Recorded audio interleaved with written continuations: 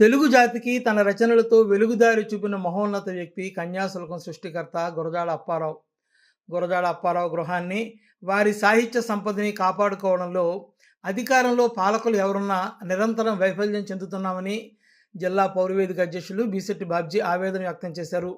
ఒక తాగుబోతు గురజాడ అప్పారావు గృహంలోకి చొరబడి అక్కడ ఫ్యాన్లు, విలువైన వస్తువులు చిందరవందర చేసుకున్న విషయం తెలుసుకుని పౌరవేదిక బృందంతో కలిసి గురజాడ ఇందిరా ప్రసాదులను వివరాలు అడిగి తెలుసుకున్నారు.